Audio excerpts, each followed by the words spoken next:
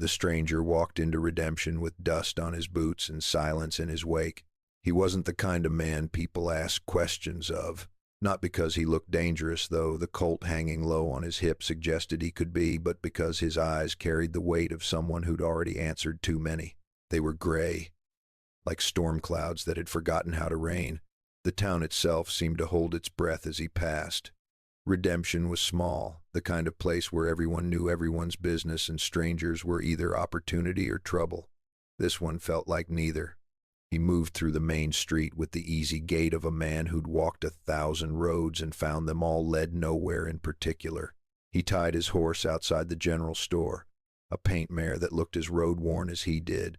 The store was dim inside, cool against the afternoon heat, shelves lined with canned goods and dry supplies, the smell of coffee and leather.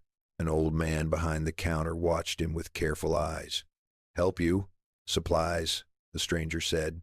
His voice was quiet, roughened by disuse. "Beans, coffee, tobacco if you have it." The old man nodded and began gathering items. The stranger's gaze drifted to the window, to the street beyond. That's when he saw her, a girl, maybe 10 or 11, standing in the shadow of the alley across the way. She was watching him with an intensity that didn't belong on a child's face. Her dress was faded calico, her hair dark and tangled, but it was her eyes that caught him wide, desperate, calculating. She was deciding something about him. He paid for his supplies without comment and stepped back into the heat. The girl was gone. He loaded his saddlebags slowly, methodically, aware of the town's eyes on him, aware too of the small presence that had reappeared, closer now, hovering near the corner of the building. When he swung into the saddle, she moved. "Mister." Her voice was small but firm. She stood in the street now, hands clasped in front of her, chin lifted in a way that tried to hide fear, and failed. He looked down at her, waiting. "You passing through?" "I am." "Where you headed?" "Nowhere special." She swallowed, glanced over her shoulder at something he couldn't see. When she looked back, her eyes had changed. There was pleading in them now, raw and urgent. "You look like you could be somebody's father." The stranger went very still. "I'm not." "I know, but—" She stepped closer, voice dropping to a whisper that somehow carried more weight than a shout. "Could you pretend, just for a little while?" Well, he studied her, the bruise on her wrist, half hidden by her sleeve, the way she stood, shoulders tight, ready to run, the too bright fear in her eyes that told him she'd already seen things children shouldn't. "Pretend what? That you're my pa? That I belong to you?" The words came faster now, tumbling over each other. "There's men coming, bad men. They're looking for me. And if they find me alone, they'll—" Her voice cracked. She steadied it. "Please, just until they leave town. Pretend you're my father. Please." The stranger sat his horse in the middle of the street, aware of curtains twitching in windows, of conversations dying on porches. The sun beat down. His horse shifted beneath him. He should ride on. Whatever trouble this girl carried, it wasn't his. He'd learned long ago that getting involved only led to more questions, more complications, more reasons to stay, when staying was the last thing he needed. But there was something in her face, in the way she stood there, small and alone and trying so damn hard to be brave. "What's your name?" "Sarah." A pause. "Sarah Coltrane. Your real father. Dead. 6 months now." No emotion in her voice, just fact, delivered flat and cold the way children do when they've had to grow up too fast. "Your mother?" "Same." The stranger was quiet for a long moment. Then he dismounted, smooth and deliberate. He could feel the town watching, feel the weight of the decision settling over him like dust.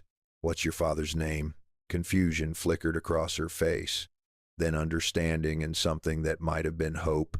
"James," she whispered. "James Coltrane." The stranger nodded once.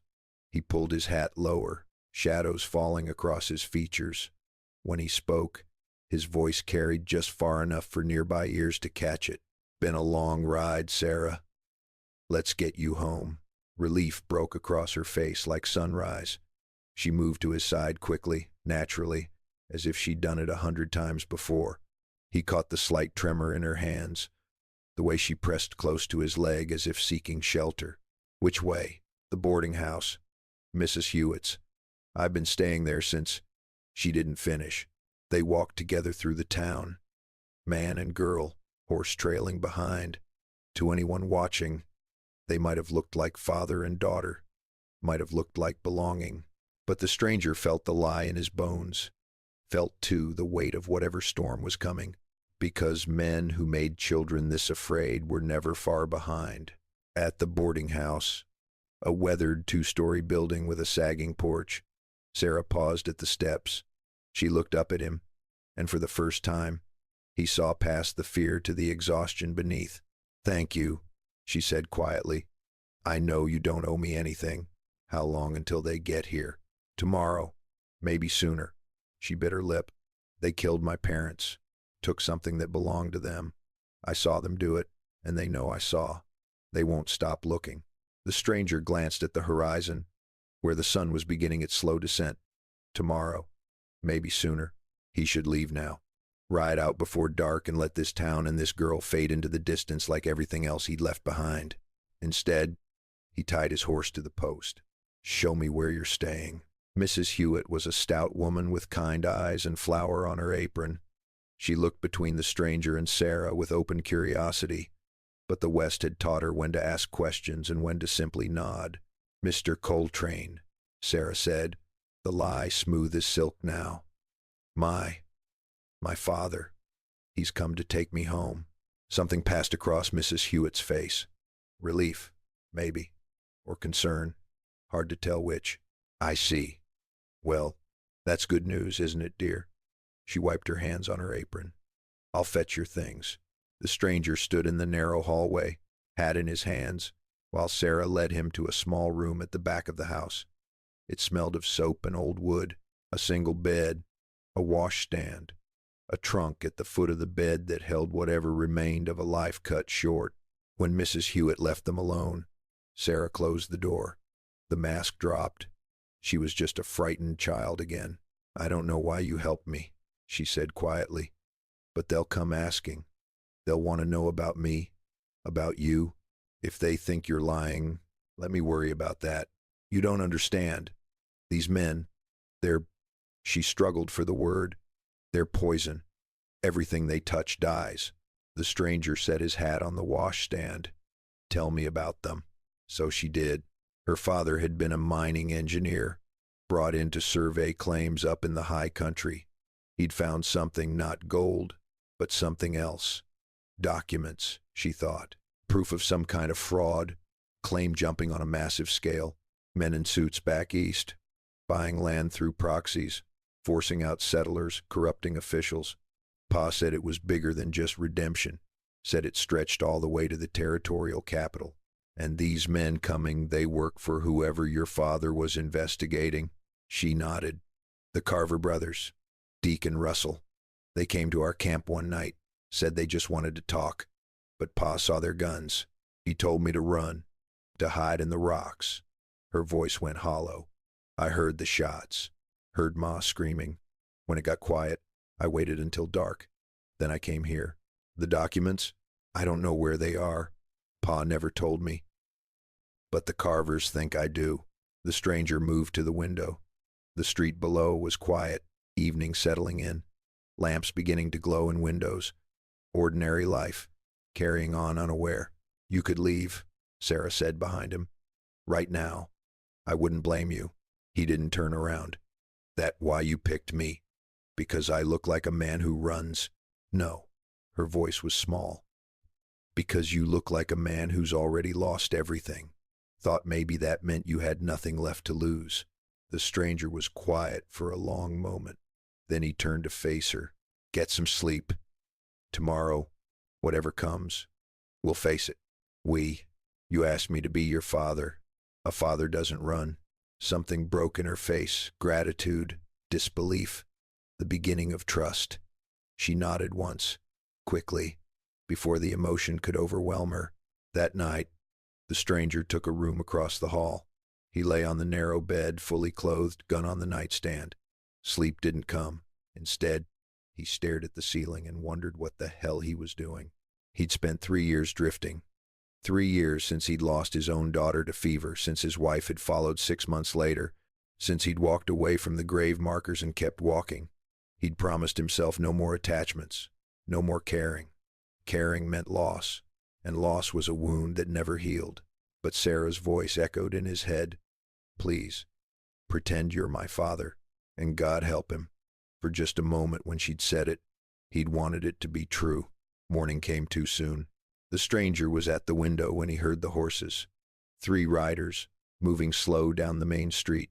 They stopped in front of the general store, dismounted. Even from a distance, he could read the predatory patience in their movements. The Carver brothers, and one other. He moved quietly across the hall, knocked once. Sarah opened immediately. She was already dressed, her small bag packed. They're here, he said. She went pale but didn't panic. What do we do? Depends. You remember anything about those documents? Anything at all your father said? She shook her head, then stopped. Wait, there was something. The night before it happened, Pa was writing letters. He said he was sending them to someone who could help, someone in redemption. Who? He didn't say. Just said he'd made sure the truth would come out, even if something happened to him. The stranger considered this. If the Carvers were here, they were either looking for the girl or those letters. Maybe both. Downstairs, a knock at the door. Loud, impatient, Mrs. Hewitt's voice, muffled, then heavier footsteps in the hallway. Sarah grabbed his arm. Please, stay behind me, he said quietly. No matter what happens. They moved into the hallway. The Carver brothers were at the bottom of the stairs, one lean and sharp-featured, the other heavier, with mean eyes. The third man stayed by the door, hand resting on his gun. The lean one looked up.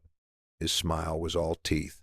Well now, he said, you must be the girl's father. Funny. We heard different. The stranger descended the stairs slowly, each step measured. Sarah stayed close behind, one small hand gripping the back of his coat. He could feel her fear, could feel her trying to make herself smaller, invisible. The Carver brothers watched him come. The lean one, Deke, most likely had his thumbs hooked in his belt, relaxed but ready. The heavier one, Russell, looked like a man who enjoyed his work. Can I help you, gentlemen? Deke's smile widened, just clearing up some confusion. See, we're looking for a girl, an orphan. Heard she was staying here. His eyes flicked to Sarah. That your daughter, mister? She is. Funny thing. Lady who runs this place said the girl came here alone 6 months back. Parents dead up in the high country. The lady was misinformed. Was she now? Deke took a step forward. What's your name? Coltrane. James Coltrane. And you're from? Nowhere you need to concern yourself with. The air in the hallway tightened. Mrs. Hewitt had disappeared into the kitchen. The third man by the door shifted his weight, hand still resting on his pistol. Russell spoke for the first time, his voice thick and slow. We just want to talk to the girl. Ask her some questions about her real folks. No harm in that. My daughter's been through enough. She's not answering questions. Afraid we're going to have to insist. Deke's hand drifted toward his gun. Not a draw, just a reminder. See, there's some property that belonged to her parents. We're here to collect it on behalf of the rightful owners. Don't know anything about property. Maybe the girl does. She doesn't. Deke's eyes went cold. You seem awfully sure about that for a man who just rode into town. The stranger said nothing. The silence stretched, taut as wire. Then Deke laughed, sharp and sudden. You know what I think? I think you're not her father at all. I think you're just some drifter who picked the wrong day to play hero. He looked past the stranger to Sarah. That right, little girl? This man your real pa? Sarah's grip on the stranger's coat tightened. When she spoke, her voice was steady. He's my father. Prove it. I don't have to prove anything to you. Russell moved then, quick for a big man. He was halfway up the stairs before the stranger's hand dropped to his gun. He didn't draw, just let his palm rest on the grip, casual and clear. "Stop right there." Russell stopped, but his smile suggested he didn't mind stopping, that maybe he'd been hoping for this. Deke held up a hand. "Easy now. Nobody needs to get hurt." He looked at the stranger. "But we're not leaving without answers, either from you or from her. Your choice how this goes." The stranger could feel the weight of the moment, could feel the trajectory of violence waiting to unfold. He'd been in enough of these situations to know how they ended. Someone drew, someone died, and whoever was left had to live with it. But Sarah was behind him, small and scared and trusting him to keep her safe. "The girl doesn't know anything," he said quietly. "Whatever her parents had, they didn't tell her about it. She's just a child. Then she won't mind answering a few questions." "Not happening."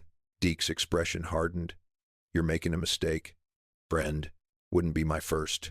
For a long moment, no one moved. The hallway was thick with unspent violence, with the weight of decisions not yet made. Then a voice spoke from behind the carvers. "Problem here, gentlemen." Everyone turned. A man stood in the doorway, older, maybe 60, with silver hair and a star pinned to his vest. The marshal. He held a shotgun loose in his hands, not aimed at anyone but present all the same. Deke's smile returned, but it was thinner now. "No problem, Marshal. Just having a conversation." Looked like more than conversation from where I'm standing. The marshal's eyes moved to the stranger. "These men bothering you? They're leaving." The stranger said, "That right?" The marshal looked at Deke. "You boys leaving?" Deke held the stranger's gaze a moment longer. Then he nodded, slow and deliberate. "For now. But this conversation isn't over." He looked past the stranger to Sarah. "You think about what you might remember, little girl. We'll be around." The three men filed past the marshal and out into the street. The stranger watched through the window as they mounted up, as Deke turned in his saddle to look back at the boarding house. Then they rode away, slow and unhurried, like men who had all the time in the world. The marshal lowered his shotgun. "James Coltrane." "Is it?" "It is. Funny. I knew a James Coltrane once. Mining engineer. Heard he died up in the high country 6 months back." The marshal's eyes were sharp. Along with his wife and daughter, the stranger met his gaze. Silent, the marshal sighed. "Look, I don't know who you are or why you're doing this, but those men are dangerous. They work for people with long reach and short patience. If you're thinking of making a stand here, you should know you'll be doing it alone." "That all, Marshal?" "No, that's not all." He glanced at Sarah, then back to the stranger. "That girl's been through hell. She deserves better than getting caught in the middle of whatever this is. If you care about her at all, you'll leave. Take her with you if you want, but get her out of redemption before those men come back." "And if I don't?" The marshal's expression was grim. "Then you better make peace with whatever God you pray to, because the carvers don't leave loose ends." He turned and walked out, leaving the stranger and Sarah alone in the hallway. Sarah's voice was small. "He's right. We should leave." The stranger looked down at her, saw the hope and fear warring in her eyes, saw too the resignation, the understanding that running was all she had left. "Maybe," he said, "but not yet." They spent the day quiet, staying out of sight. The stranger sat by the window, watching the street, while Sarah curled in a chair with a book she wasn't really reading. The hours passed, slow and heavy, like the air before a storm. As evening settled in, Mrs. Hewitt brought up a tray bread, cheese, cold chicken. She set it on the small table and hesitated at the door. "Those men," she said quietly, "they'll come back. I know. The marshal's a good man, but he's practical. Won't risk the town for one girl." She looked at Sarah. "I'm sorry, dear. I wish things were different." When she left, Sarah pushed the food around her plate without eating. The stranger watched her, this small, fierce girl who'd seen her parents murdered and still found the courage to keep going. "You should eat," he said. "Not hungry. Eat anyway. Need your strength." She took a bite, mechanical, just to appease him, then set down her fork. Can I ask you something? Go ahead. Why'd you really help me? Back there in the street, you could have just ridden on. The stranger was quiet for a long time. Outside, the sun bled orange across the horizon. Had a daughter once, he said finally, about your age. She died. Her mother, too. The words were rusty, unpracticed. He hadn't spoken them aloud in 3 years. After that, I didn't see much point in staying anywhere. So I didn't. Sarah absorbed this. What was her name? Emily. I bet she was lucky, having a pa like you. The stranger's throat tightened. I wasn't there when she needed me. Wasn't there when the fever came. By the time I got home, he stopped, shook his head. She wasn't lucky. You came home. You tried. That's more than nothing. He looked at her then. Really looked at her. This child who'd lost everything and still found room for grace. You're stronger than you know, Sarah. Doesn't feel like it. Strength isn't about not being scared. It's about being scared and doing what needs doing anyway. She thought about that. Then, what needs doing now? Finding those letters your father sent. If we can get them to the right people, maybe the Carvers lose their power. Maybe you get to stop running. How do we find them? Your father said he sent them to someone in redemption, someone he trusted. The stranger leaned forward. Think hard. Did he mention anyone? A friend, a business associate? Anyone he talked about? Sarah closed her eyes, concentrating. There was a lawyer, Mr. Brennan, I think. Pa said he was honest. Said that was rare out here. Where's his office? End of Main Street, near the church. The stranger stood. Stay here. Lock the door behind me. You're going now? What if the Carvers see you? Then I'll deal with it. He picked up his hat. Lock the door, Sarah. Don't open it for anyone but me. She nodded, eyes wide. Be careful. Always am. Outside, the town was settling into evening. The stranger moved through deepening shadows, keeping to the edges of the street. The lawyer's office was a modest building with a painted sign. Brennan and Associates. Law. The door was unlocked. Inside, a single lamp burned. A man looked up from a desk piled with papers, middle-aged, spectacles, ink-stained fingers. We're closed, he said, then stopped, studying the stranger. Can I help you? Maybe. Name's Coltrane. Brennan went very still. James Coltrane is dead. I know, but before he died, he sent you something. Letters, documents, proof of fraud. I don't know what you're... The Carver brothers are in town. They're looking for whatever he sent you, and they're looking for his daughter. The stranger stepped closer. That little girl is alone and scared, and I'm the only thing standing between her and men who murdered her parents. So if you have what I think you have, now's the time to say so. Brennan removed his spectacles, rubbed his eyes. When he looked up, he seemed older, wearier. How do I know you're not working for them? You don't. But if I were, you'd already be dead. The lawyer studied him, then sighed. Yes, James sent me documents, proof that Eastern investors have been systematically stealing land through fraudulent claims. It implicates territorial officials, judges, businessmen. He gestured helplessly. It's enough to bring down half the territory's government. Where are the documents now? Safe. Hidden. Brennan stood. But even if I give them to you, what then? The Carvers won't stop. The people they work for won't stop. You can't fight an entire corrupt system with one girl and a gun. Maybe not. But I can make sure the truth gets out. Give me the documents. I'll get them to someone who can do something with them. Who? Federal marshal, maybe. Or a newspaper. Hell, I don't know. But keeping them hidden isn't protecting anyone. Brennan moved to a bookshelf, pulled down a volume. Behind it, a small safe. He worked the combination, retrieved a leather portfolio, held it against his chest. If this gets out, people will die. Good people. James Coltrane died for this. His wife, They thought they could change things. He looked at the stranger. Can you? Don't know, but I can make sure they didn't die for nothing. Brennan handed over the portfolio. It was heavy, packed with papers. There's one more thing. James asked me to look after Sarah if anything happened to him. I failed. I was too afraid. Shame colored his voice. Don't fail her too. The stranger tucked the portfolio under his coat.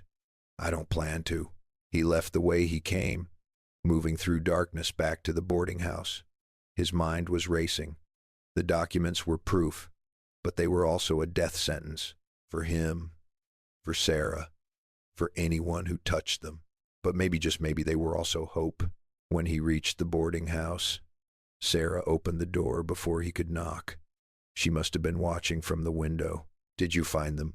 He held up the portfolio. We need to leave. Tonight. Where will we go? The stranger looked at her, this girl who'd asked him to pretend, who'd given him a reason to care when he thought he was done with caring. Somewhere safe, he said. I promise. They left an hour before dawn, when the world was still caught between darkness and light. The stranger saddled his horse, while Sarah waited in the shadows, her small bag clutched tight. Mrs. Hewitt had packed them food without asking questions, bread, dried meat, apples, a kindness that required no words. The stranger lifted Sarah into the saddle, then swung up behind her.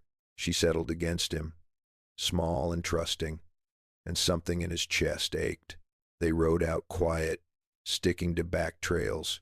The stranger knew the Carvers would be watching the main roads, so he guided the horse through rougher country creek beds and pine forest, places where tracks were harder to follow. As the sun rose, Sarah spoke. Where are we really going? Fort Prescott. There's a federal marshal there, man named Coleman.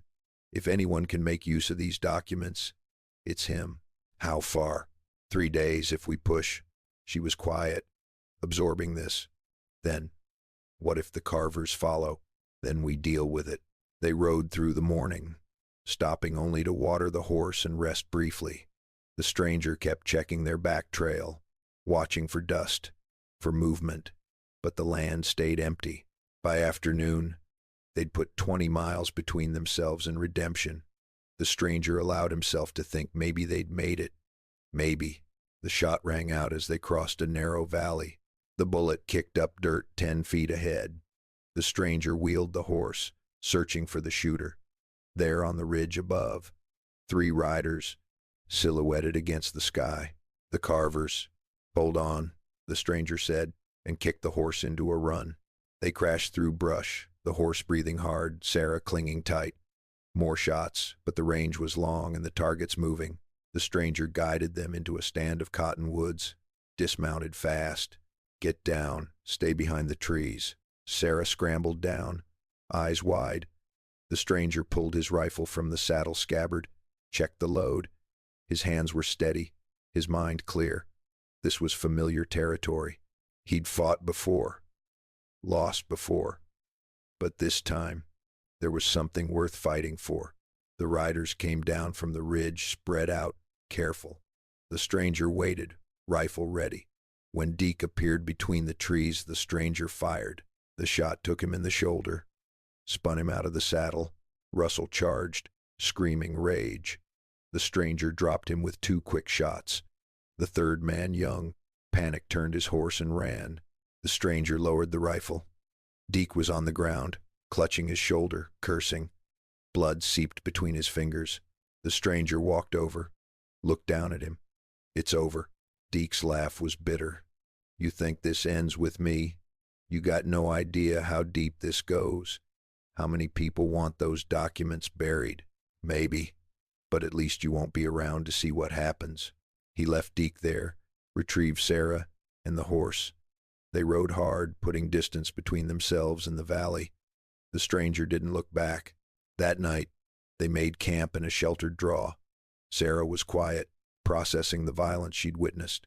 The stranger built a small fire, heated beans, forced her to eat.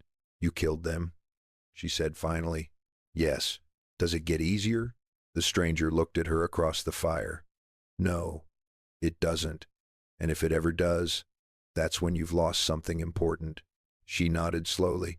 My pa said, you should only fight when there's no other choice. When something's worth protecting. She met his eyes. I guess I was worth protecting. You were. You are. They reached Fort Prescott 2 days later. Marshal Coleman was a grizzled man with hard eyes that softened when he heard their story. He took the documents, spent an hour reading through them, then looked up at the stranger. This is enough. More than enough. I'll get these to the territorial governor, to federal authorities. People will answer for this. And the girl, Coleman looked at Sarah. She'll need somewhere to stay, someone to look after her. The stranger felt Sarah's hand slip into his. Small, warm, trusting. She has someone, he heard himself say. Coleman raised an eyebrow. That right? Sarah looked up at the stranger. Is it? I mean, do you want? She couldn't finish. Too much hope in the question. Too much fear of rejection. The stranger knelt down, met her eyes. I'm not your real father, Sarah. Can't ever replace him. But if you'll have me, if you're willing to take a chance on a broken-down drifter who doesn't have much to offer, then yeah, I want to try. Sarah threw her arms around his neck, holding tight. He felt her tears against his shirt, felt his own eyes burn. I'd like that, she whispered. I'd like that a lot. Marshal Coleman made the arrangements. Legal guardianship, signed papers. The stranger who finally gave his real name, Thomas Wade, signed where indicated. Sarah Coltrane became Sarah Wade. They settled in a small town called Silver Creek, 200 miles from Redemption. Far enough to start fresh. Thomas bought a small ranch, worked the land. Sarah went to school, made friends, learned to smile again. At night, sometimes, she'd have nightmares. Thomas would sit with her until they passed, talking about nothing and everything, letting her know she wasn't alone. Years later, when she was grown and starting her own life, Sarah would think back on that day in Redemption, would remember the stranger who'd had every reason to ride past and didn't, who'd chosen her, chosen to care, when caring cost him everything he'd tried to protect himself from. She'd think about the father she lost and the father she found, and she'd understand that sometimes family isn't about blood. Sometimes it's about choice, about showing up when it matters, about being brave enough to love again, even when you've already lost everything. Thomas Wade never spoke much about the past, but sometimes, working in the evening light, he'd look at Sarah laughing with friends, alive and whole and safe, and he'd think of Emily, of the daughter he couldn't save, and he'd think, maybe, in some small way, he'd been given a second chance. The sun set over Silver Creek, painting the sky in shades of gold and red. Inside the house, lamplight glowed warm. Sarah called out that supper was ready. Thomas set down his tools and walked toward home, toward family, toward forgiveness. Earned step by difficult step. The West was wide and wild and unforgiving, but it was also, sometimes, a place where broken people could find each other, where a stranger and an orphan could become something more, where pretending could become real.